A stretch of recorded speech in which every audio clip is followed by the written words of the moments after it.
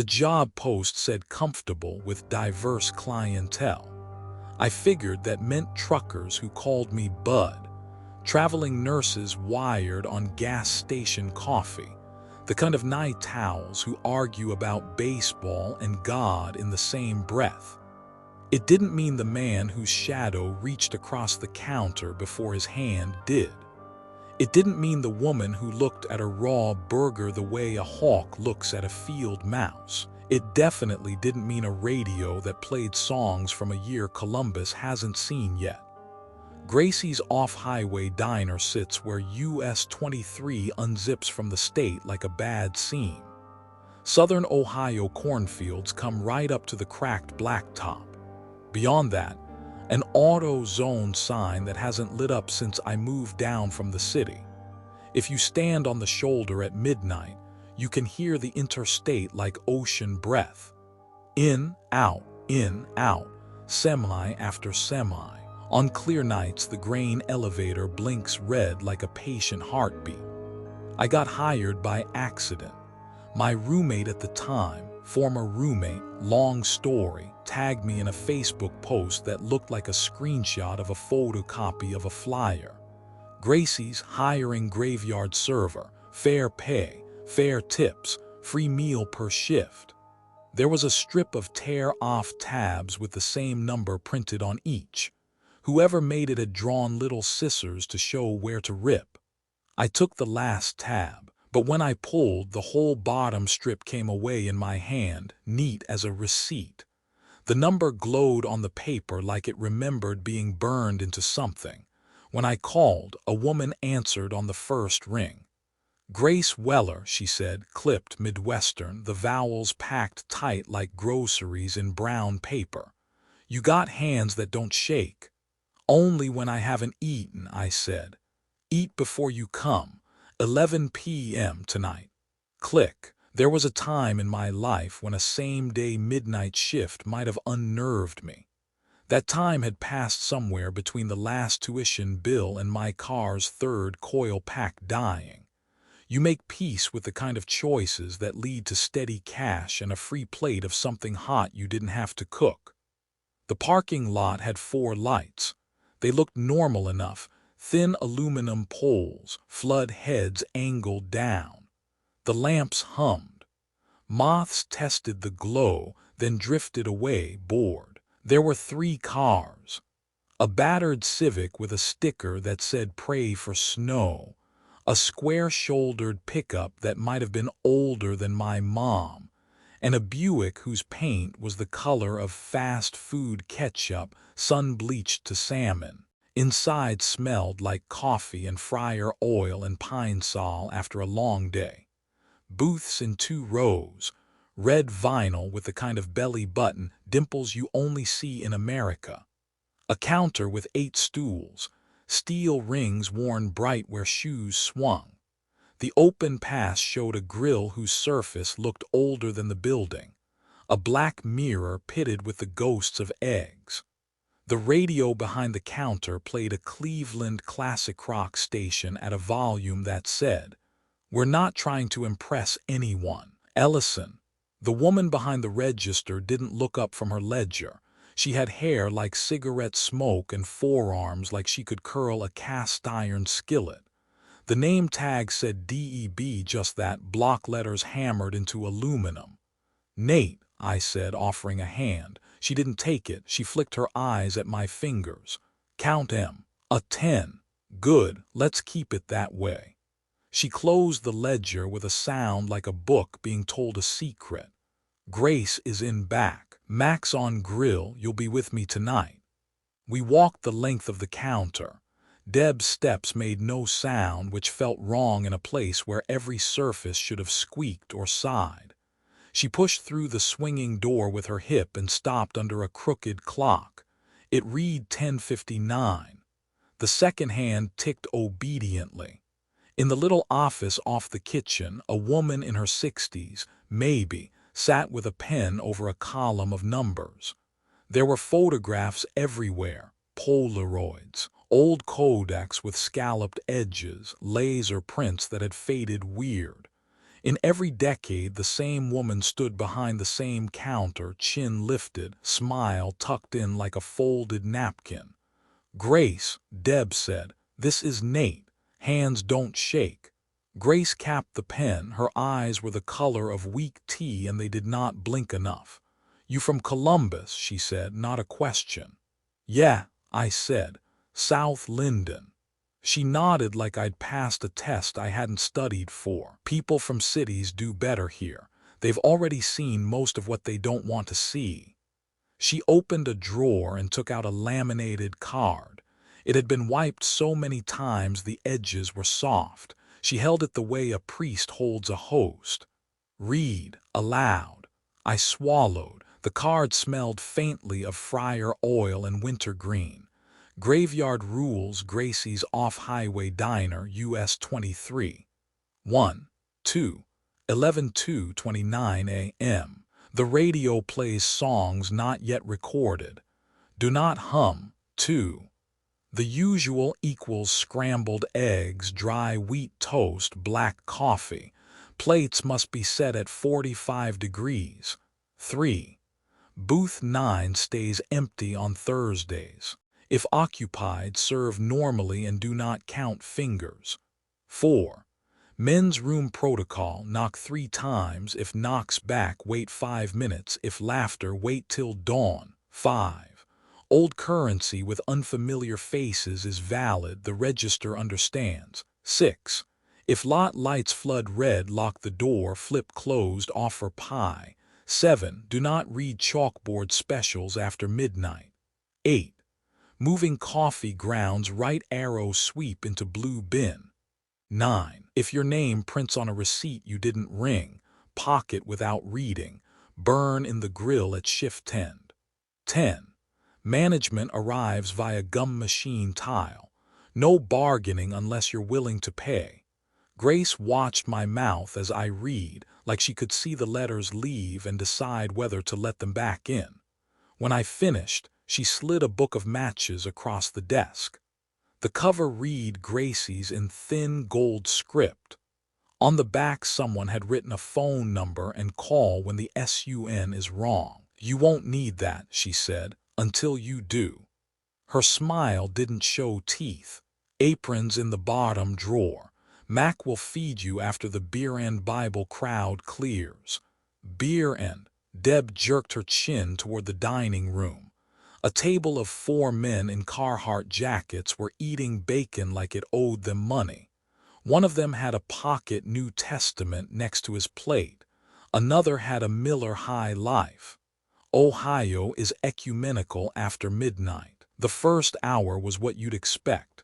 Coffee refills, hash browns, a small argument about whether Skyline counts as chili. It does. Just not the kind some folks want. Mack, the cook, flipped pancakes like coins. He had a forearm tattoo of St. Michael spearing something that looked suspiciously like a deep fryer. Every time he cracked an egg one-handed, he muttered, "Thank you," like the egg had done him a favor by being egg enough. At 12:37 a.m., the bell over the door did a weird double ring like someone went in and out in the same heartbeat. A man in a windbreaker took the last counter stool. He looked normal in the way mannequins look normal, everything approximate. Hair the right color, eyes a reasonable blue, mouth a practiced copy of a smile. "Coffee," he said. "Black." I poured without thinking. His shadow reached across the counter before his hand did, a shade darker than any light in this place could make. Fingers grazing the napkin dispenser. The chrome showed everything like it always did, smears of fingerprints, the white shape of the sugar packet box. But where his reflection should have been there was only ceiling vent and the long fluorescent bulb letting the world know it was tired. "Coming through," Deb said behind me, a pot in each hand. She always said coming through, never behind, never excuse me. She set a second mug next to his. "It'll want company," she said. The man started, then closed his mouth like he'd remembered not to argue. He put $2 down. Old, soft as cloth, the face not a president. A woman stared out from the portrait with a mouth like a closed drawer. I rang it. The till coughed once like a smoker and gave him change in a quarter with a state I didn't recognize on the back. He tucked it away without looking. "That usual still the usual?" I asked, feeling stupid the instant it left my mouth. I'd never seen him before in my life. But my hand went to the rule card in my apron anyway, the plastic warm like it had been in a pocket far longer than the hour I'd had it. "The usual," he echoed, and I wrote scrambled wheat black coffee before he finished the sentence. When I set the plate, I thumbed the clock app on my phone as if measuring a picture frame. 45 degrees is a feeling after you've done it enough times. I hadn't done it enough times, but when I adjusted the plate, I felt a shiver in the counter like a tuned guitar string telling me I'd hit the note. He ate with no ceremony, toast cut into triangles and stacked in a small fort. He chewed once per bite like he'd read chewing on the back of a cereal box and respected rules too much to improvise. At 1:19, Deb tapped the face of the wall clock, then tapped the radio with 2 fingers. 2:11, she said to me. "Do not be brave." "I'm not brave," I said. "Good," she said. "Brave is what gets you dug up later." The regulars paid and left. The door quieted, the grill hissed like a cat trying to remember how to be mean. Mack polished the flat top with a brick of pumice, then wiped it with the reverence of a church lady nothing and no one can fool. 2:11. The station ID stuttered. 97 point, fizz, classic hits. And then the DJ spoke like he was underwater and trying to act casual about it. "Here's a deep cut," he said, "from the 2026 remaster of a 1974 track that never made the album." The guitar that followed was familiar and wrong, like a cousin you swear you've met but can't place at Thanksgiving. The singer's voice curled through the diner and down my spine. I knew the chorus before it came. It sat on my tongue like a word I'd been trying to remember all day, the relief almost physical when it arrived. My lips parted. Deb's hand closed around my wrist. Her missing finger made the grip worse, a gap you can't work against. "Don't," she said without heat. "Please." Mack's eyes didn't lift from the grill. "Kid in Ross County hummed it," he said, scraping. "We pulled 4 feet of braided copper out of him in the morning, came out like magician's scarves. Doc said they'd never seen wire breathe before." I shut my mouth. The chorus passed like a train whose cars you can't see. Only the pressure tells you how long it is. The guy at the counter, my usual, tilted his head, listening the way dogs listen when you say park. His shadow twitched, stretching toward the radio, then recoiled as if it had touched a fence no one had installed. "Good," Deb said. She poured him more coffee. "Keep your manners." He smiled at her in the manner of polite paperwork. "Always." 2:29. The station coughed itself back together. Ads for a mattress outlet, then someone yelling about a buy one get one on sleds when there's not enough snow to justify hope. I exhaled. My shoulders realized they'd been at my ears and came back down to earth. I started to say that was, but Deb shook her head and I filed the sentence under things we don't name. The receipt printer chirped. We hadn't rung anything. The paper fed out slow as a tongue. My name was on it. Not Nate, not Nathan, not the name on my social. The name my grandma used when I was in trouble and there was church to get to, Nathaniel Jude Ellison. The middle name no one has a right to know unless they had permission from God or county records. Deb didn't touch it. "Rule 9, she said. My hand didn't want to move. The paper made a dry whisper sound that scraped something behind my ears. I folded it once, twice. The script, thin, printing calculator, gray, breathed against my palm like warm thread. I didn't read it.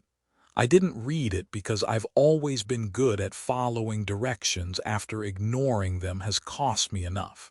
I slid the receipt into my apron. The doorbell did the double ring again. A teenage girl in a prom dress from 3 decades ago slid onto booth 9.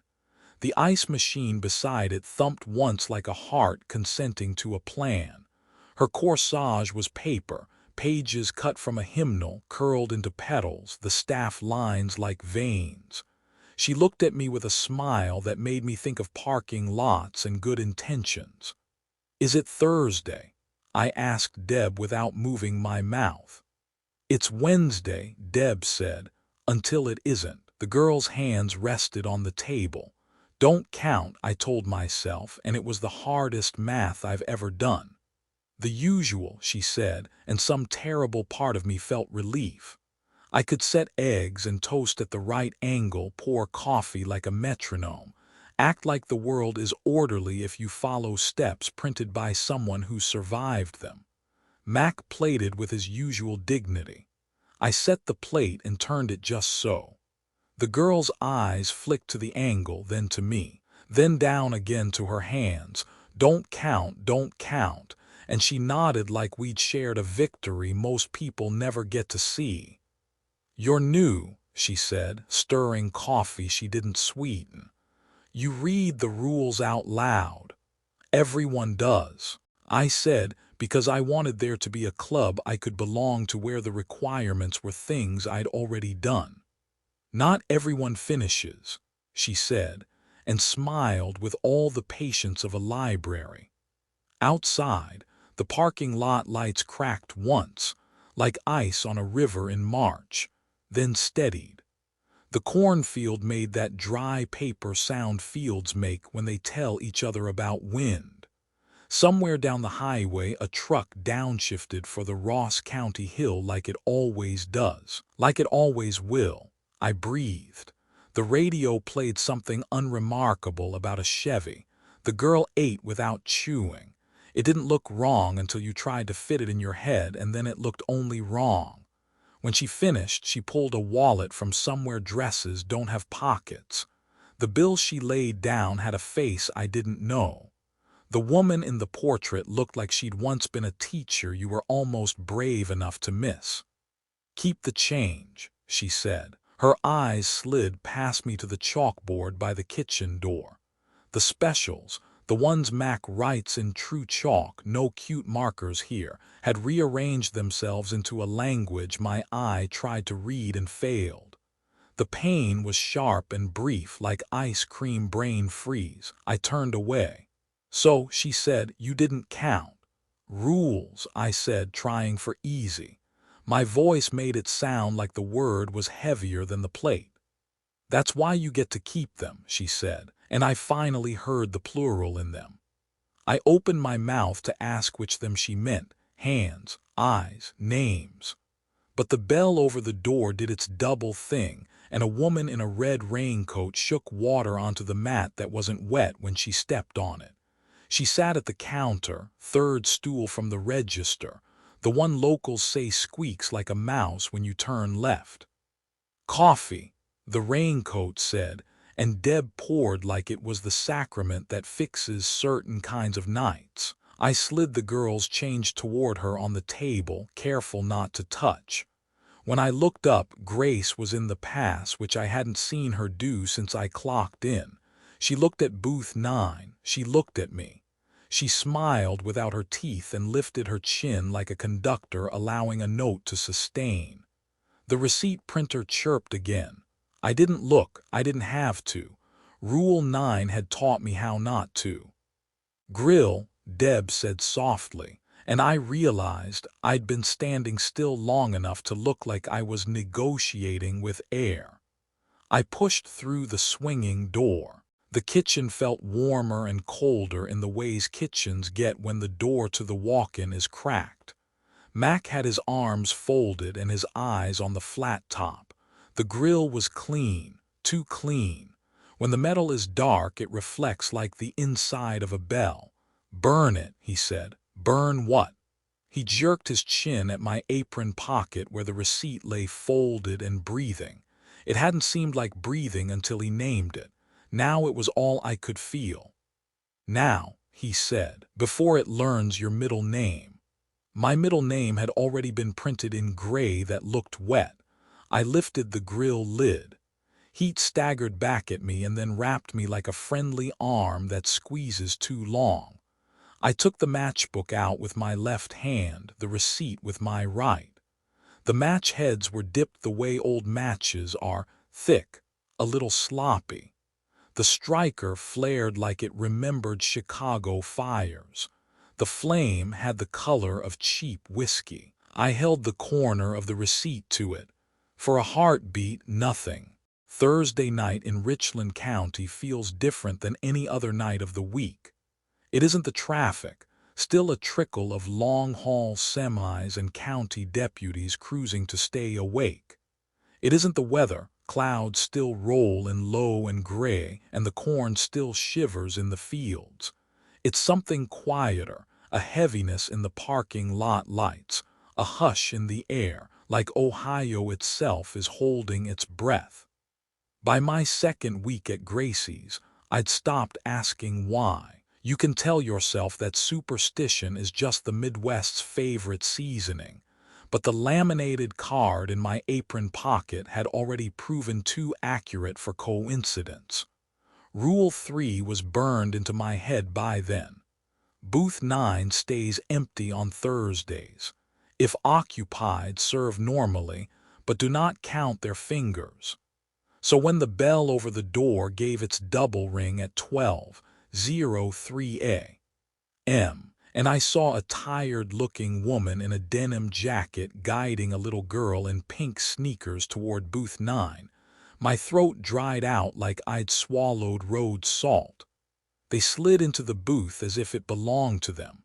The ice machine hummed like approval, louder than usual, louder than it needed to. Deb shot me a look across the counter, the kind of look that said move careful like glass underfoot. Mack stopped scraping the grill, wiped his hands, and muttered something in Polish that sounded like prayer and warning at once. The woman, 40 maybe, hair frizzed from rain, picked up the menu without reading it. Her eyes never really touched the words. The kid didn't need a menu. She banged her sneakers against the vinyl seat, cheerful, swinging her legs. "I want meatloaf," the girl said immediately, voice too loud for the quiet of the diner. I didn't write it down, not at first. Meatloaf was on the chalkboard special that night, scrawled in Mack's all-caps handwriting. Meatloaf plate $6.99. But when I looked, the letters slid sideways. They rearranged into something that wasn't letters, wasn't English, wasn't anything I could hold in my head without feeling like my eyes were sweating. I blinked. The words went back to Meatloaf plate $6.99. My pen scratched the order like nothing had happened. The woman gave me a tired smile. 2 coffees, black. Coming right up. My voice cracked on the right. I kept my eyes on their faces, nowhere else.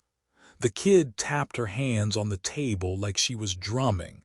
"Don't count," I reminded myself. Don't. The urge was strong, a reflex like checking headlights in the rearview mirror. But rules weren't suggestions here, they were survival. I poured 2 coffees. Deb handed me the mugs, careful as if handing off lit fuses. "Angle the plates," she murmured. Mack plated the meatloaf with mashed potatoes and a scoop of green beans. He slid it into the pass window, and for a second, steam formed shapes, hands overlapping, too many fingers like shadows puppeting themselves. He closed the window harder than necessary. I carried the plate to Booth 9. My phone screen reflected the Formica, and I used it as a mirror to adjust the plate, exactly 45 degrees. My stomach nodded, waiting for the kid to complain, to say something was wrong. Instead, she clapped like she'd just been given a birthday cake. "Perfect," she said. The woman sipped her coffee, eyes heavy, as if she hadn't slept in days. She didn't notice when the chalkboard behind me shifted again, this time spelling something that looked like my name but longer, older, stretched out with extra syllables. I didn't look. I wiped the counter. I refilled salt shakers. I tried to be invisible. At 12:29 a.m., the radio clicked not into music but into silence, dead air, like the station itself was holding a hand over its mouth. The girl giggled. It wasn't the laugh of a child. It was higher, cracked, like glass breaking backward. Then she leaned over her plate, looked straight at me, and whispered through a smile too wide for her face, "You didn't look. That's why you get to keep your hands." The ice machine thumped once.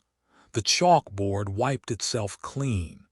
The receipt printer chirped in the dark.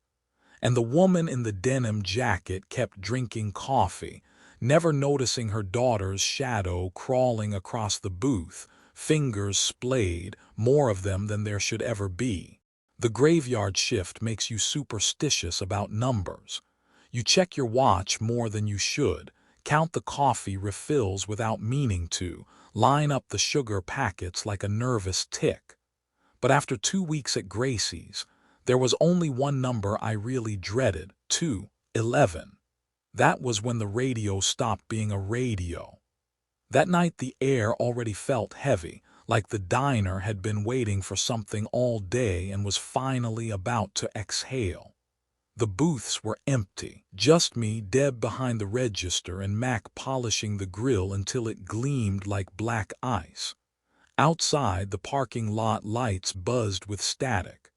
"Not long now," Deb said, checking the wall clock. Her voice was flat, but her shoulders tense like a boxer waiting for the bell. The sweep hand hit 2:11. The classic rock station glitched, cutting mid-chorus. A hush swept through the diner. Then a voice came, half underwater, half broadcast from somewhere that hadn't happened yet. "Here's a world premiere from Pink Floyd, recorded in 2027. The guitar line was wrong, sliding upward when your ear expected it to fall. The lyrics landed like stones in my stomach. The river runs red through Columbus streets, highways drowned and houses knee-deep, mothers lifting children on kitchen chairs, sirens wail where no one cares. I'd driven those streets that afternoon, dry, normal. Now the song spoke about a flood that hadn't come. Yet, at the grill, Mack's rag froze mid-swipe. His lips parted, shaping sound. His shoulders rocked with the rhythm like muscle memory pulling him toward the chorus. "Don't," I hissed, moving fast. I slapped the spatula out of his hand. He blinked, startled, as if waking from sleep. His mouth had been open, tongue already moving with words he'd never learned. The chorus rose, triumphant and wrong. "All your hands are wires now, copper veins, a singing mouth. Don't forget the song you knew. It isn't mine, it's part of you." Mack stumbled back from the grill, pale, his hands shook. "Almost," he whispered. "God help me." Deb slammed her palm on the counter. "Focus, Mack, remember Lyle." I hadn't heard the name before. She didn't look at me, but her jaw tightened. "Server, back in 09, nice kid. Humored the rules but didn't believe them. Hummed along when the station played something from 2012. Mack crossed himself, muttering fast in Polish. "What happened to him?" I asked. Deb's eyes flicked to the freezer door. Next morning his mom found him at home. Mouth packed full, 3 feet of copper wire, pulled out like magicians' scarves, hand over hand, until it coiled on the carpet like a dead snake. The song pressed harder against the walls, the bass like a flood itself. I gripped the edge of the counter. The sugar packets rattled in their caddy. The napkin dispenser trembled. And then the windows lit red, not from outside, from inside. It spread through the diner like someone had dropped a flare in the middle of the floor. The booths glowed crimson, the formica pulsed like a heartbeat, the ceiling buzzed with red static. The parking lot lamps still shone their usual white gold, but inside everything swam in bloodlight. The DJ's voice bled through, cheerful and merciless. Stay tuned. The next song comes from 2031 after the levee breaks. The bell over the door gave its double ring, and the red glow stretched toward it, like the diner itself was opening wide. It started with laughter in the men's room. Not the kind that leaks from a drunk on the wrong side of midnight, not nervous giggles from kids daring each other to tag the stall with a Sharpie. This was laughter like a recording played backward, bright notes dragged through gravel, bubbling up from tile and pipe and the throat of the building itself. Deb froze, coffee pot held out like a priest with a thurible. Mack's eyes cut to the clock. 1:43 a.m. Protocol, Deb said, already walking. She rapped on the door 3 times, neat as nails in a board. The laughter didn't stop. It sharpened as if pleased to be recognized. We waited. 5 minutes, I asked, because asking was how you keep your voice from running. Till dawn, Deb said without looking at me. If they are laughing, we wait till dawn. The laughter thinned to a wheeze and then, as if the room had listened and decided to be helpful, drifted down the hall like steam and pooled around the walk-in freezer door. Good, Mack muttered. Fine, better there than. He cut himself off. Grace should hear this. But Grace wasn't in the office.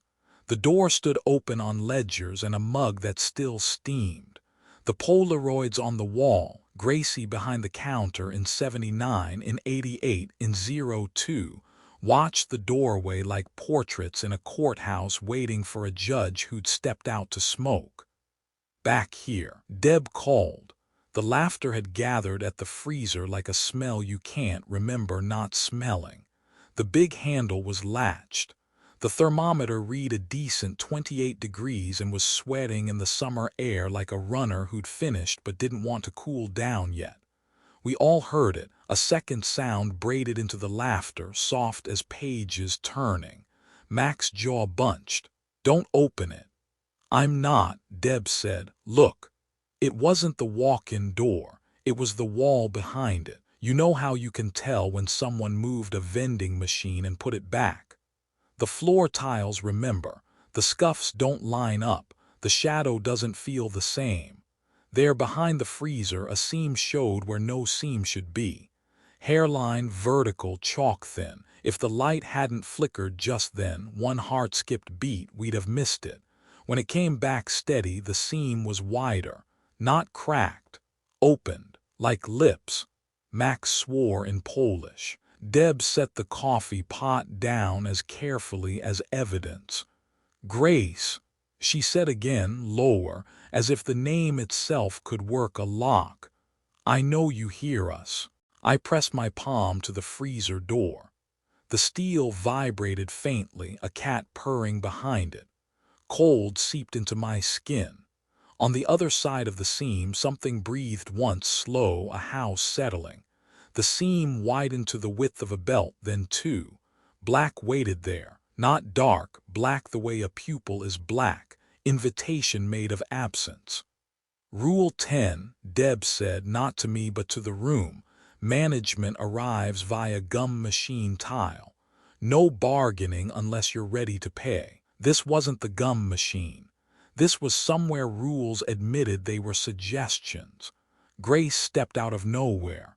No footsteps, no door. One blink, no Grace. Next blink, Grace at my right shoulder, that ledger ink perfume of cold coffee and something older. Do not open things that open themselves, she said, as if correcting a child. Then, unless they do it on a Thursday. It is Thursday, I said. Exactly, she said, and levered the walk-in forward on its casters with a strength that made no sense for the bones inside her blouse. The freezer moved like furniture that had been waiting to be moved all its life. Behind it, the second door showed itself fully, old institutional green, the kind of paint schools picked in the 70s because it seemed like a cure for anxiety. The knob was an iron eye. Above it, a deadbolt meant to comfort and never used. A strip of duct tape had once crossed the gap. Only the adhesive scum remained, holding dust in a perfect rectangle. "We don't have a basement," I said, "because the world appreciates being told what it is." "We don't," Grace said. "We have continuity." Deb shot me a look that translated to, "If she starts speaking in riddles, pretend you understand." Mack took 2 steps back and crossed himself twice, one for what we were about to do and one for the person we'd be after we did it. "Lights?" I asked. Grace plucked a key ring from somewhere that made no sound and held up a flat brass key that didn't match any modern lock. The teeth were irregular, like someone had filed them in a hurry with a nail. She slid it into the iron eye. The door shivered. The laughter rose, delighted, and underneath it a clatter, frames, maybe, stacked photographs falling against each other the way dishes do when a truck hits a pothole on US 23. "Stay close," Grace said. "If it smells like lilac, don't breathe. If your ears ring, swallow and do not speak the name you're thinking." "What name?" "You'll know it by the way it hurts." She opened the door. The first step down was concrete, the second brick, the third dirt tamped to the hardness of truth. Cold pushed up the stairwell, not winter cold but cellar cold, a temperature that belonged to pickles and coins and light that only ever learned to be gray. We went down. Deb's hand found my elbow, once steady, not protective, and let go. Mack's breath hissed through his nose, long and measured, like he was pacing his heart. Grace didn't breathe at all that I could hear. The staircase turned left, then right. Behind us, the laughter in the men's room flipped like a record and played itself out, high to low, then stopped. "See," Grace said softly, amused. "They'll wait." "They who?" I started and bit the rest in half. Asking is a kind of bargaining. At the bottom, the stair opened into a room. It was bigger than the diner, bigger than the footprint of the lot. If someone had lifted the building and set it down inside this space, there would have been room around it to walk a dog and complain about taxes. The ceiling arched like the ribs of something large that had learned to pass itself off as architecture. And the photos. God, the photos. They were everywhere. Not on walls. There weren't walls in the normal sense, but along rails, on lines, stacked in pyramids. Polaroids with fat white bottoms, Kodaks with scalloped edges, matte prints smudged with fingerprints and pie grease. In each, Gracie's. Different counters, different napkin dispensers, different decades of ketchup bottles. In the earliest, the coffee pots were glass with metal collars. In the later ones, brown plastic that tried to pretend it was safe to drink from. Gracie, Grace, was in every frame. Hair higher in 86, softer in 99. Apron fabric changing from stiff white to something that wanted to be a uniform. One photo showed a counter with a cigarette machine in the corner and a no smoking sign beside it. The contradiction so American it made my teeth ache. Grace's face was the constant, not unchanged exactly. Time had touched it, then lost interest. She watched herself work in 100 versions of the same place with a competence that bordered on love. Deb moved to a line of pictures 20 feet away that somehow felt close when she squinted. Her missing finger twitched like it remembered being present for one of these moments. Mack picked up a Polaroid whose white border had brown to tea. In it, he stood younger, hair darker, eyes the same tired, bright. He put it back gently like setting a baby in a crib. "This is where it keeps continuity," Grace said. "Where it files what we are." "What it?" I asked, because the mouth sometimes refuses its own good counsel. "The diner," she said in a tone that suggested she'd said the only answer I was capable of hearing. There was a slab in the middle of the room, not a table. Tables invite elbows. This slab refused elbows. Dark stone, not quite black. It drank light and gave back a wet shine. Names had been carved into it, not etched, carved. Grooves deep enough to keep rain if this place ever saw rain. The oldest names were worn down like river rock. The newest looked like they'd been chiseled by someone who didn't care about neat. I walked without deciding to. Deb said my name, Nate, but her voice didn't travel right here. It came from the wrong direction and reached me 3 seconds late. Mack's hand closed on my shoulder and turned to air. The slab hummed, at least that's what my bones called it. The sound might not have existed except in me. The names swam in the knot light. E. Cole 1958, M. Doyle 2001, D. Whitaker 1994. More I knew, more I didn't. "Don't," Deb said, close now. "You don't have to look." But my eyes were already there, pulled, misled, choosing curiosity over continuation like an idiot pilgrim. There, low on the slab where fresh carving had thrown stone dust like gray snow across older letters, was my name. Not Nate, not Nathan, Nathaniel Jude Ellison. It wasn't just carved, it was wet. A thin, patient line of red seeped from the bottom of the last N, gathered along the groove, thickened, and fell, one drop, onto the stone. It beaded. It didn't spread. It sat there like punctuation. I knew the taste of that red without tasting it. Copper, heat. My mouth filled with the memory of pennies and split lips. "Don't touch it," Grace said. I hadn't moved my hands. I wasn't sure I could. A second drop formed at the base of the J. It trembled, perfect, then let go. Names don't bleed, I thought, and the thought made the third drop come faster. "Back up," Deb said, very calm. "Back up now." I took a step, heel finding dirt, steadier than I deserved. The slab hummed louder, like a fridge about to die, like the radio at 2:11 when the song you almost know is about to ruin you. The rails of photos rattled, frames jostling against frames, a soft rain of history clacking. "What does it mean?" I asked, and Grace's face did a thing I'd never seen it do. It softened enough to look sorry. "It means," she said, "the building has learned your middle name." The fourth drop slid free, fat and certain, and landed with a sound I felt in my teeth. The slab with my bleeding name hadn't left me. Every time I washed dishes, I swore I felt stone grit under my fingernails. Every coffee I poured tasted faintly of iron. But in a diner like Gracie's, you don't get time to recover. The building sets its own pace. That Saturday night, a storm brewed without thunder.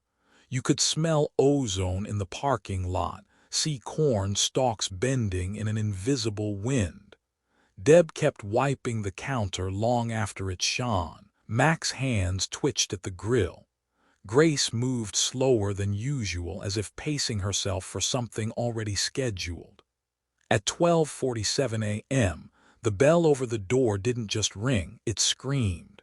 Metal on metal, long enough to make me think the hinge was about to tear off. Headlights flared through the windows. Not one car, not two, dozens. They pooled into the lot until it looked like a small stadium had just emptied. A tour bus rolled in last, old Greyhound shape, but the paint on the side had been scraped to shadows. Letters ghosted in the metal, Midwest Wanderers. The kind of bus you'd expect to haul high school bands or Sunday church groups. But no band, no choir. The bus door hissed. They stepped out one by one. Men and women with eyes too wide, clothes too thin for the season, shoes caked in dust. And the faces, I knew them. Not personally, not well, but like the way you know a tune from the radio even if you don't remember the lyrics. Missing posters, from bulletin boards in gas stations, from milk cartons I'd seen as a kid, from the internet scroll at 2 in the morning. All of them walked into Gracie's as if they belonged. The booths filled, every stool at the counter taken. No one said a word until I asked, half out of reflex, "Can I start you with coffee?" A man with a scar that split his eyebrow looked straight through me. His lips parted. The words landed heavy. The usual, not just him. Every single one in turn, eyes vacant, voices flat. The usual. The rule card in my apron burned cold. Rule 2, if a customer orders the usual and you've never seen them before, serve scrambled eggs, wheat toast, no butter, and black coffee. Place the plate at exactly 45 degrees. Orders in. I told Mack, though my throat felt packed with lint. He cracked eggs like he was cracking knuckles. Deb lined mugs in a row, steam rising. Grace walked between us with an expression so calm it hurt to watch. We served.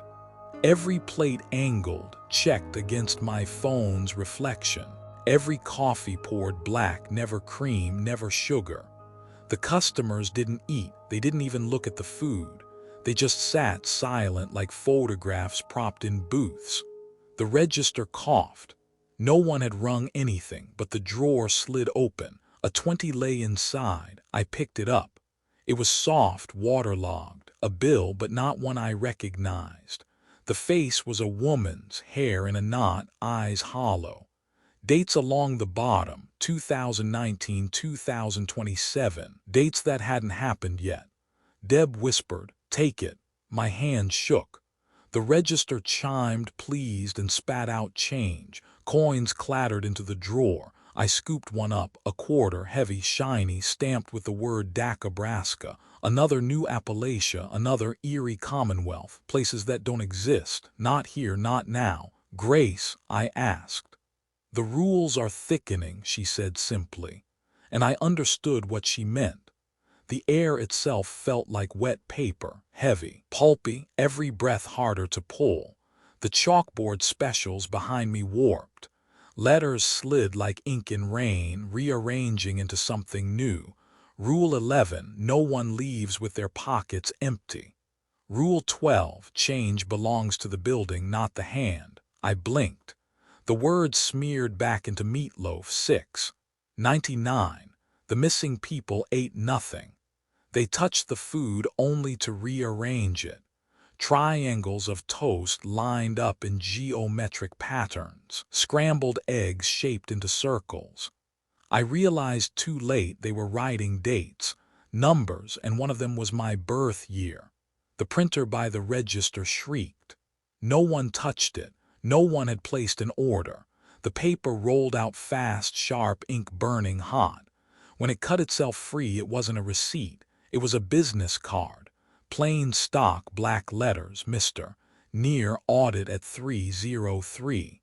All the diner clocks froze at 3:02. The customers turned their heads toward me in unison, every missing face fixed, waiting. The register drawer slammed shut like a judge with a gavel, and somewhere in the silence, a man cleared his throat. The card lay on the counter like a trap. Mr. Near audit at 3:03. Every clock in the diner, wall clock, grill clock, even the one built into the microwave, froze at 3:02. I could hear them hum with the effort of holding the second hand in place. The air thickened. My breath fogged like it was winter, though the fryers still hissed at 350 degrees. And then the gum machine tile lifted. The tile by the door, the old candy capsule machine with the cracked plexiglass dome, shifted sideways. Not the whole machine, just the square of floor under it. Linoleum peeled up like a tongue. He stepped through. Thin man, thin suit. Hair combed back to a shine that looked painted on. Not tall, not short, but fitted like a figure cut from paper and placed against the world. His smile landed, but it didn't stay. My brain slid off the shape of it. Every time I tried to picture his face, I found myself staring at his shoes instead. Polished black, soles that didn't pick up grease even in this kitchen. "Mister," near Grace said, "no welcome, no warmth, just naming." "Inventory," he said. His voice was a receipt printer, flat, mechanical, a little too fast. He clasped his hands, fingers long, jointless, like tally marks cut from bone. "Units of quiet, hours of hush, people not spoken of. We audit tonight." Deb's knuckles whitened around the coffee pot. Mack swallowed hard, muttering Suieta Meriggio under his breath. The bus crowd, those missing faces, didn't move. They sat perfectly still like mannequins posed in booths, eggs cooling, coffee untouched. "Mister." Near tapped a black ledger that hadn't been in his hands a second ago. Pages rifled themselves. Ink wrote without pen. "Gracie's Richland County location. Owes 97 units of quiet since last audit. Compounded." Rolled forward. "What's a unit?" I asked before anyone could stop me. His smile returned, or maybe it had never left. "A name that is not spoken. A family that pretends a seat at the table was always empty. A silence thick enough to bind a year." He turned a page. "We are short." Grace stepped forward, steady. "We've paid, you know we've paid. Payments accepted." His eyes flicked toward Deb's missing finger, toward Mack's hunched shoulders, scarred where grease had bubbled, toward the empty air behind Grace, where photos rattled in a basement that shouldn't exist, but still insufficient. The register dinged. A slip of paper spat out, curling like a tongue. Deb caught it before it hit the counter, her face blanched. "Interest," she whispered. "Advance interest, mister," Near corrected, tilting his head. He didn't look at Deb, he didn't look at Grace, he looked at me. Nathaniel Jude Ellison, the full name, the slab's name. My throat closed, I tasted pennies. "You are not yet a unit of quiet," he said, flipping the ledger closed with a sound like a coffin lid. "But you will be. Advance interest ensures compliance. Consider it collateral." "Not him," Grace snapped, louder than I'd ever heard her. "Not while he's green, mister." Near only tilted his head again. "Green keeps well in cold storage." The gum machine tile at his feet began to yawn wider, edges cracking, black beneath it swallowing the diner's hum. And then his hand stretched toward me, too many knuckles, no wrist, ready to take what the books demanded. The black seam under Mr. Near's shoes yawned wider, hungry, waiting. His hand stayed outstretched for me, steady as an invoice. That was when the microwave beeped. Not once, not twice. A steady countdown shrill enough to slice the silence. Mack had slipped behind the line, hands trembling, tray loaded. He shoved a cherry pie into the microwave, slammed the door, spun the dial to 0:45. The hum began. At first it was just pastry and filling, the ordinary kitchen noise. Then the pie began to scream. Not steam whistle, not metal shriek voice. Human, muffled by crust, but unmistakable. It rose at 20 seconds, cracked at 30, begged by 40. I couldn't understand the words, but my bones did. Every syllable was subtraction. Mr. Near paused, his head tilted toward the sound. The ledger in his hand shivered, ink crawling backward across its pages. Deb moved fast, sliding between me and him. She held up her left hand, scarred, missing a finger. Her voice was flat, practiced. "That's how I paid last audit," she said. "Not hours, not names, flesh, pie for a piece. One finger for 1 year, she gripped the counter with her good hand. You want interest, take another, but you leave the kid. Mack flinched. Deb, she cut him off with a look. The kind of look that ends arguments before they start. Mr. Near lowered his hand. 1 digit equals 12 months, he said as if reciting a table of conversions. Compoundable, transferable. He closed the ledger with a sound like a stapler. Acceptable for now. The microwave hit 0, the screaming cut off mid-note. Mack yanked the door open, slid the pie onto the counter. Steam curled into shapes, letters almost, then dissolved. Deb grabbed the carving knife. Without hesitation, she laid her left hand flat and pressed. But Grace moved first. She snatched the knife away. Her voice was cold enough to frost the windows. No more blood on linoleum. She turned to Mr. Near. You got your unit last time, you'll get your next when the balance comes due. Until then you take silence, not flesh. Mr. Near's smile flickered. Silence accrues poorly. Behind him the chalkboard began to move. Chalk dust lifted from nowhere, writing words none of us had seen before. The strokes dragged, slow, deliberate, like fingers across glass. Rule 7. Any employee who names the diner's original sin may claim 1 favor. Then, as if ashamed, the words smeared themselves into gray smudges, erased before the last letter settled. The chalk tray rattled once. The dust didn't fall. The microwave's hum died, the pie's scream folded in on itself, and the chalkboard erased its own handwriting as if ashamed. Then the diner blinked. Not the lights, the diner. Every bulb flared, every spoon rattled, every napkin dispenser quivered as if bracing against whiplash. I clutched the counter, stomach lurching like a roller coaster had pulled the floor out from under me. Mr. Near's smile collapsed into static.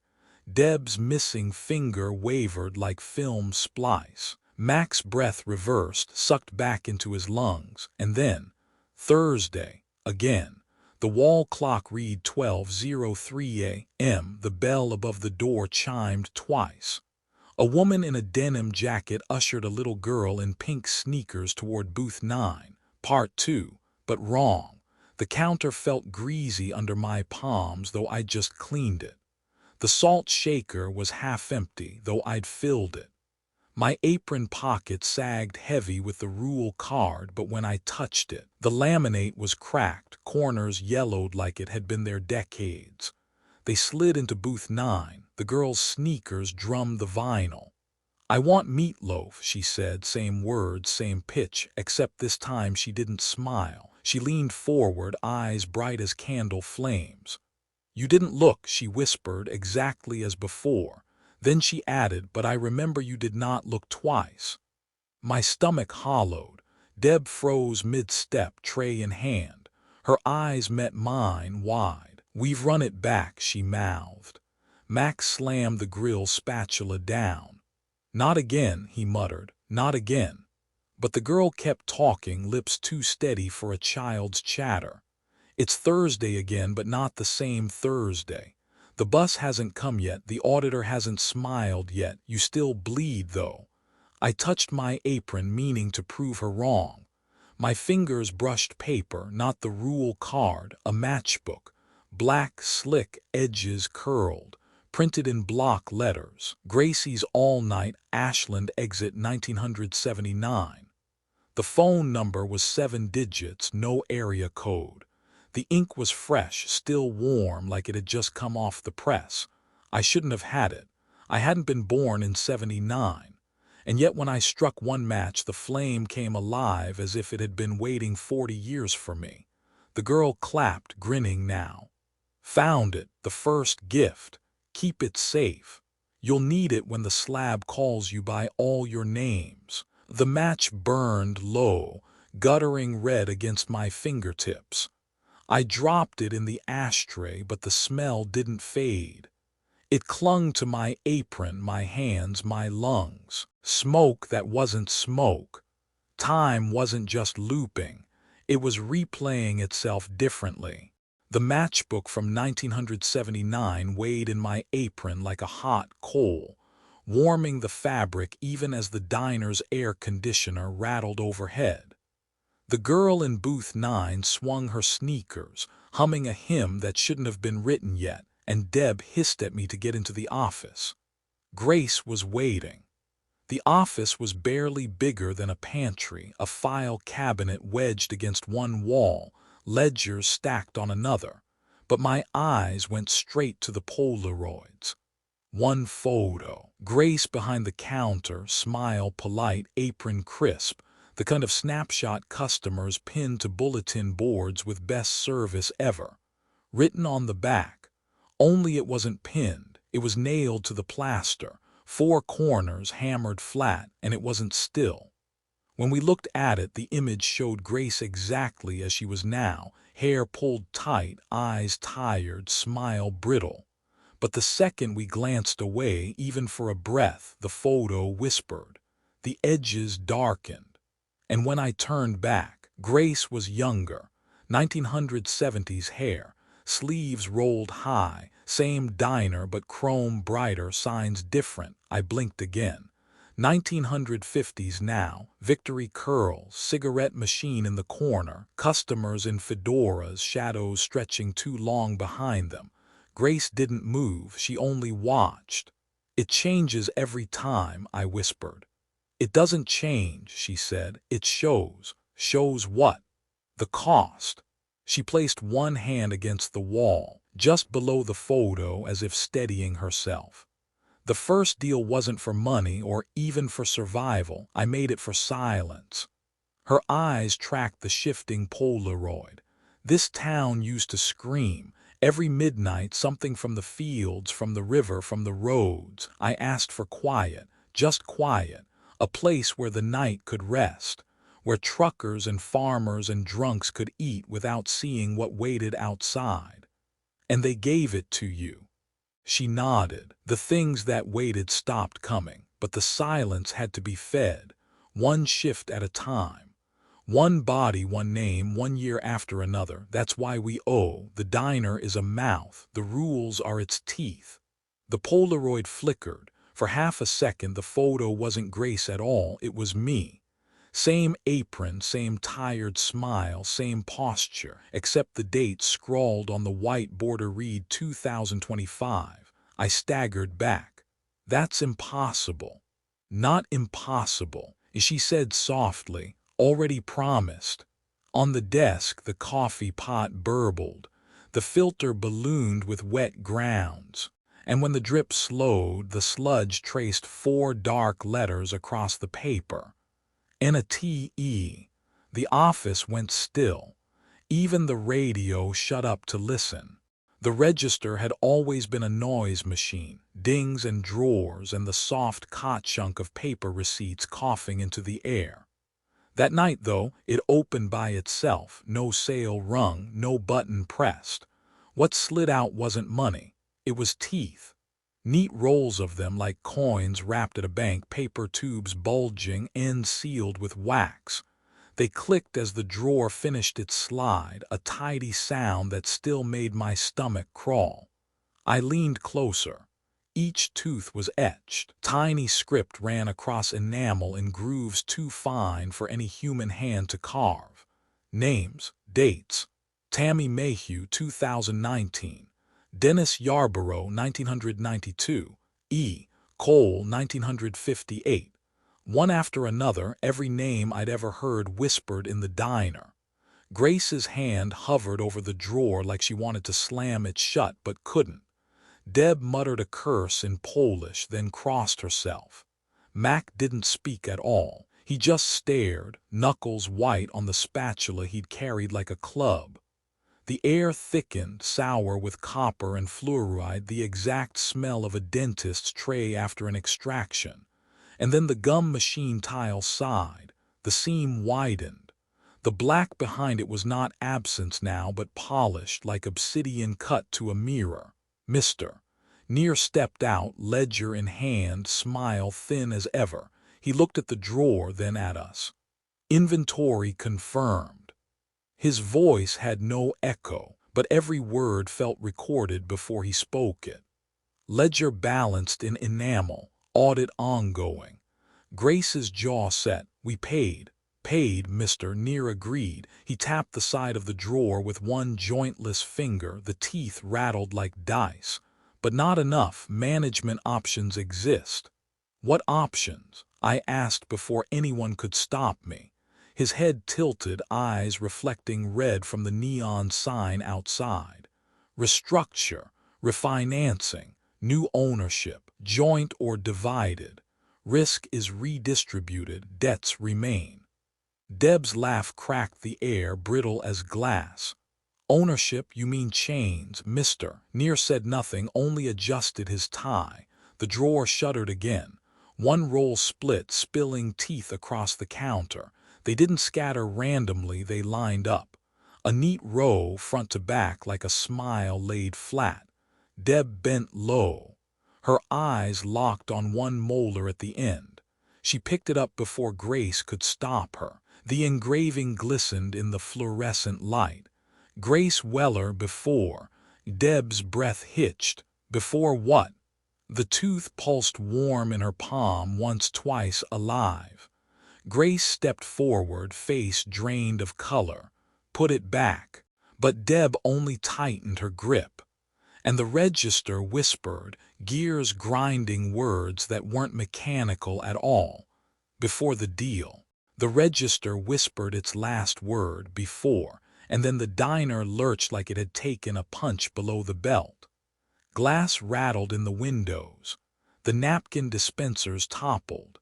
Deb dropped the tooth and it bounced once before rolling into the shadows beneath booth 3. Then the floor grew wet. Not slick with grease or spilled coffee, wet like a river breaking through a basement wall. Crimson water seeped up through the grout lines between tiles, bubbling from hairline cracks, spreading in rivulets. It carried the smell of rust and rain barrels left too long in the sun. Back, Grace barked, yanking me up onto the counter. Mack hopped the line, spatula still in hand, like a soldier too stubborn to disarm. Deb, barefoot now, stood in the water like she didn't mind being baptized in it. The liquid rose fast, first to the ankles, then to the knees. It lapped against the booths, soaking the vinyl. Every ripple pulsed in time with the wall clock, as though the flood itself kept time. And then the walls began to breathe. The drywall bulged, inhaled, exhaled. Paint blistered, split, and the echoes came through, soft at first, then pounding. Voices pressed against the plaster, murmuring the way rain presses against paper. We were served. We were forgotten. We were promised quiet. A face pushed through the wall between booth 7 and 8, stretching the paint into a mask of lips and cheekbones before dissolving back into ripples. Another pressed out by the restrooms, whispering names I almost recognized. I wanted to scream. Instead, I whispered to Grace, "What is this?" Her eyes stayed on the water. Interest overdue. The neon sign outside, open 24 hours, flickered, then stuttered out, leaving the diner lit only by buzzing fluorescence and the glow of the flood below. The gum machine tile rattled, but this time it didn't open. It shivered, like something on the other side was hammering to get in. Deb's voice cut the noise. "We can hold it." "How?" I asked. She smiled without humor, raising her scarred hand. "We've done it before." The radio on the counter crackled alive, not music, not static. Sheriff Bixby's voice, strained and low. "Gracie's come in. Do not," static, "do not open the door, not even for me." The handset slipped from Deb's grip into the rising red water. The flood hissed, swallowing the sheriff's voice whole. And then every clock ticked over to 2:11. The water licked the undersides of the stools now, deep enough that every ripple carried echoes. Booth 9 little girl, if she was even real in this timeline, had gone silent, watching the flood with eyes that reflected match flame instead of neon. Mack stood on the grill line, spatula like a sword, shoulders set as if he'd been preparing for this exact moment his entire life. He stared at the chalkboard specials, words running like wet chalk into shapes that weren't words at all. "Rules," he said suddenly, voice raw. "Rules are just instructions for seasoning." I blinked at him. "What? You season meat, it doesn't rot. You season debt, it doesn't stink." He jabbed his spatula toward Grace. "She knows she wrote the first recipe." Grace didn't deny it. Her face was pale as the Polaroid in her office, lips pressed thin, eyes swimming with years she didn't want anyone to see. Deb turned toward me. "You saw it. The Polaroid. The tooth. You know what she gave them." The air thickened. My throat tasted of matches and rust. I opened my mouth and the name came out like it had been waiting in my lungs all along. The first debt was 4 souls. US 23 winter of 1979, a family driving north after Christmas. Their car slid into the median. My voice shook, but I couldn't stop. Grace was the first on the scene. She didn't call for help, she made the deal. 4 souls for a diner that would never close, for a night that would stay quiet. The flood went silent. The breathing walls held their breath. Even the radios across the counter stopped crackling. Grace closed her eyes. "Nathaniel." "No," my voice cracked into a shout. The diner's original sin was them. The Willises, mother, father, 2 kids, you traded them for silence. You named the first quiet. Something beneath the floor groaned long and deep, like the earth itself shifting in its sleep. Cracks split the tiles, water rushing into the seams. The gum machine toppled, its capsules spilling and bobbing like drowned eyes. Grace staggered, catching herself on the counter. For a moment she was just a woman, tired, guilty, caught. And then in the red glow of the rising water she wasn't. She blurred, split. Half her outline held skin and apron, bone and breath. The other half stretched into something larger, a contour of smoke and light, a silhouette too tall for the ceiling, too old for the room. The idea of a diner wearing the memory of a waitress. Her voice doubled, overlapping human and not. "I didn't choose them. I chose the quiet." The floor split with a crack that rattled teeth, and the flood rushed higher. Deb's voice cut through the flood noise like a cleaver through tendon. "Wait, Rule 7. We all froze. Even the water hesitated, slapping the counter legs in a slow rhythm. "There is no Rule 7, Mack said, his spatula sagging in his hand. Deb raised her left hand, the one missing 2 fingers, and pointed to the chalkboard specials. Chalk dust ran like blood down the slate. Letters were half buried, half erased, but there it was. Faint, jagged lines scrawled between smears. 7. Employee naming the first sin may renegotiate management contract. Sub-clauses apply. The words seemed to write themselves darker the longer we stared. Deb shoved her good hand into her apron pocket and pulled out the tooth she'd stolen earlier. Grace Weller before. The enamel shimmered wet as if it still belonged in someone's mouth. "The ledger doesn't just keep track," Deb said, her voice shaking. "It's collateral. Collateral can be divided." The till rattled behind the counter, drawer sliding open on its own. Teeth rolled in neat, impossible rows. Some hissed like hot grease, others clicked like dice. And there, nestled in the middle, were 3 molars gleaming with unearthly light. Gracie, or what was left of her human half, watched with hollow eyes. The diner shadow beside her shifted like it was remembering shapes it hadn't worn in years. "You can split the tooth," Deb whispered. 3 pieces, 3 owners, burden divided, no single soul carried whole.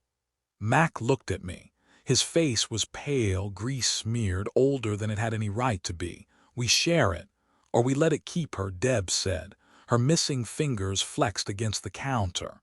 "We let it own Gracie forever, alone." The crack in the floor widened, water pulling at our ankles. Gracie's doubled voice scraped through the red steam. "You can own it," she said, both waitress and idea, woman and building, "but it will own you back."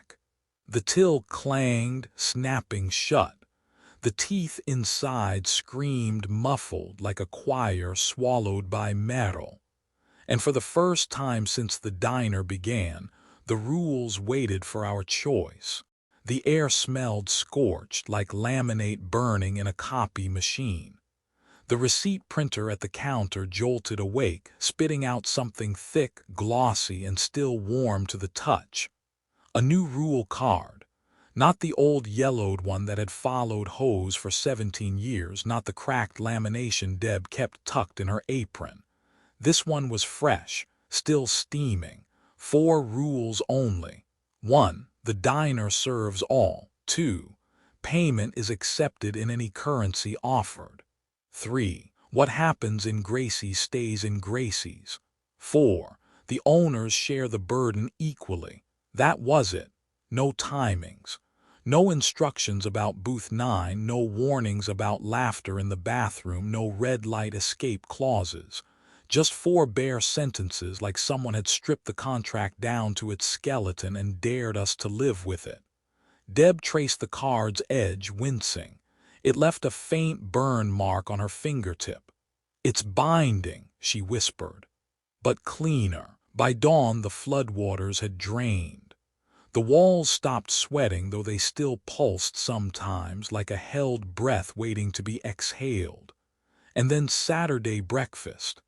The bell above the door chimed, and for the first time in what felt like years, ordinary customers filed in. Farmers in denim, families on their way to Cedar Point, college kids still buzzing from house parties. They laughed. They ordered coffee, bacon, eggs. The smell of syrup cut through the metallic tang of whatever nightmare had crawled out from the basement. For a second, it felt almost like a normal diner again. Almost. Because their reflections weren't behaving. A little boy stirred his chocolate milk with a straw while his reflection stared at us, straw motionless. A farmer tipped his hat politely to Deb, but in the chrome napkin holder his reflection bared its teeth like a coyote. Mack dropped a plate when his own reflection lagged behind him, 3 seconds late, still chewing while he stood silent. We kept serving. We had to. 4 rules now, not 57. Serve everyone, take whatever payment was offered, pretend it was normal, share the burden. The till rang, coughing up coins stamped with years that hadn't happened yet. 2038, 2071. A silver dollar marked United States of Ashland. At noon, the door chimed again and a trucker wandered in. Heavy-set, tired eyes, ball cap. Ordered black coffee and hash browns. Paid with cash, regular 20s. Nothing wrong. Except when he pushed his receipt back across the counter. At the bottom of the slip, where the register always printed the time and date, was a line of text in sharp block letters. New Gracie's, Findlay, grand opening. We stared at each other. "That's not possible," Deb said. "It's always been one." The trucker sipped his coffee. "Stopped in there yesterday," he muttered, casual. "Nice place. Lady manager says she's been there 10 years, never heard of this one." My stomach dropped.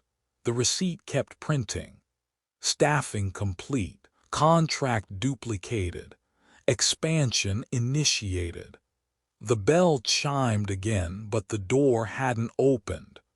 And for a heartbeat, every reflection in the diner turned to look at us instead of their originals. The bell over the door didn't chime this time. Instead, the gumball machine in the corner shuddered, rattling until its glass dome cracked down the middle. Out crawled Mr. Near, suit uncreased, smile already waiting. He carried a 3-ring binder the color of dust, embossed with a logo that hurt the eye, Nowhere Hospitality Group. Expansion was always the goal, he said cheerfully, sliding into a booth like he'd been expected. You didn't think Gracie's was a mom and pop, did you? No, no, no. Pilot program, market test, congratulations on proving viability. He spread the binder open. Inside weren't papers but thin slabs of something like skin printed with flow charts. Arrows pointed from Ashland to Mansfield to Findlay to Columbus, 7 locations. Each arrow bled faintly, the ink refusing to stay still. Every small town needs a place for the unusual to eat, he continued. Every highway exit, every ghost town, every future county that hasn't been surveyed yet. Think national footprint, think global reach. Deb slammed her palm on the counter. We're not franchising hell. Mr. Near's grin didn't falter. Hell franchises itself. I'm just offering you the courtesy of a board seat. Mack spat grease-dark spit into the mop bucket. We refuse. The words seemed to ripple. Outside the diner, the cornfields bent in a wave. When they straightened, the horizon was wrong, dotting with neon signs, each glowing Gracie's 24 hours. Ashland, Marion, Chillicothe, Athens, too many, too fast. They already exist, Deb whispered, even if we say no. Echolocations, Mr. Near explained brightly. Copies of copies, some stable, some less so. Refusal just makes them hungrier. The radio crackled behind him, at first just static, then a guitar riff recognizable but wrong. Pink Floyd again, except this wasn't The Wall or Wish You Were Here. This was a song that didn't exist in any timeline. The DJ's voice bubbled through, distorted like it was speaking underwater. And that was Ashland, drowned again, from the year 2029. Coming up, a track from the year that never happens unless Thomas Riverside signs. The receipt printer began spitting paper at Nate's feet, feet upon feet of blank slips except for one line. Signature. Mr. Near tapped his pen against his teeth. One little line, Mr. Riverside. Expansion doesn't stop. It only chooses who gets eaten first. And the song on the radio shifted, lyrics clawing their way through static, words describing a flood that would erase Ohio from every map. A flood that hadn't happened yet. Unless the 1979 ledger shouldn't fit on our counter. It's too old, too heavy, the kind of book that belongs in a courthouse vault or a church sacristy. But it sits there like it's always sat there. Canvas spine, brass corners rubbed to bright, paper that smells like snowmelt and pennies. I open to a blank page and the pen finds my hand. It isn't my pen. It isn't anybody's pen. It's the one this place gives you when you agree to write yourself down. N. J. Ellison. The letters land steady. The J hooks just so. It looks like Gracie's handwriting, the same tidy patience, the same refusal to flourish. I try to slant it different and can't. The diner likes what it likes. Behind me, the radio fizzles out of the song that shouldn't exist. The DJ's voice, sweet water over sharp rocks, fades without saying my name again. On the table, the receipt with the blank line curls in on itself and goes brown at the edges like a leaf. Mr. Near sucks his teeth. No sound, just the idea of a sound, and closes his binder. Expansion was always the goal, he says, cheerful as a funeral parlor. But it can wait. Good, Deb says, all gravel and breath. Wait a long time. Mack stands with his hands flat on the grill, palms lifting and lowering with the metal's heat like he's keeping someone alive with CPR. He doesn't look at Mr. Near. He looks at me. We already made the choice an hour ago when the chalkboard wrote the erased rule and the till rolled its teeth and the floor cracked like a knuckle. We broke the old molar labeled Grace Weller before on the back of a spatula and swallowed it together. 3 pieces, 3 throats, 3 prayers no one admits they remember. The enamel went down like communion and came to rest like ballast. It tastes like everything. Burnt coffee, rain on asphalt, cherry pie at 45 screaming until it doesn't. It tastes like my grandmother's Tuesday toast, the Williz's last breath in the median, Deb's finger on the cutting block, Mack's Polish catechism whispered over eggs. It tastes like quiet. It tastes like guilt. 4 rules printed themselves hot and we said yes. We didn't sign the franchise slip. We didn't take the board seat. That doesn't stop the echoes from popping up along US 23 like mushrooms after a bad rain. It does make them weaker where we're strong. It lets us hold the line on this patch of tile while Ohio decides which stories it wants to keep. Inventory next quarter, Mr. Near says. He tucks the nowhere binder under his arm and steps onto the gum machine tile. The floor doesn't open for him. It lowers, more elevator than trapdoor. He smiles a smile I still can't carry in my memory and thins away into the seam like paper fed into a shredder. The diner exhales. The walls go still. Booth 9 quits humming like a hive. Deb leans back against the pie case, rubbing the warmth in her chest where the tooth settled. Still us. For now, Mack says. We slide back into work before a thought can say otherwise. The bell above the door does its honest little ring. A couple in mud-spattered boots sits at the counter. A nurse from Mercy with dark circles and a brighter smile asks for decaf and hash browns well done. 2 linemen in high-vis pour sugar like it's luck. I call orders. Mack's spatula sings. Deb pours coffee. Reflection still lags sometimes. You learn to ignore it, or you learn to meet their eyes and nod like you know what they're costuming as tonight. Payment comes in cash, in coins stamped Erie Commonwealth, in a denture tooth with W. Lander, etched in the enamel, in a Polaroid that develops to show a happy birthday party no one remembers attending. The drawer knows what to do. A farmer lays down a 20 with a woman's face from a year that hasn't come. He says he found it in a jar in a barn he swears his grandfather never owned. I take it without comment and give him change that clinks against 2071. Rule 2, take what's offered. Rule 3, what happens here stays here. Rule 4, we carry it together. Grace. What remains of her that's just Grace, sleeps sometimes in the office under the shifting Polaroid. The other part of her, the contour of diner and debt, reaches up through the tile like the root system of a stubborn tree. Sometimes she stands behind me and adjusts the plate angle by a fraction of a breath, and the counter hums an approval only my ribs feel. We don't talk about that. We don't talk about much. Sheriff Bixby stops by near shift change and leaves without coming in. She sits in her cruiser with the engine idling, hands at 10 and 2, jaw working like she's chewing questions she'll never swallow. She texts Deb, quiet. Deb texts back a coffee cup emoji and a tooth. That's our report now. Toward dawn, the matchbook in my apron warms up a pocket sun. I don't strike it. I don't want to rewind. I want today to finish being today. The ledger waits. I write the last line I owe the night. Kept. Out east, something brightens. Wrong at first.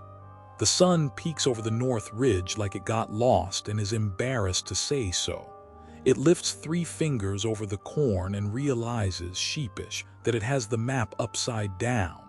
It slides right, then right again, wearing the sky like a borrowed jacket until it finds east and shrugs into itself.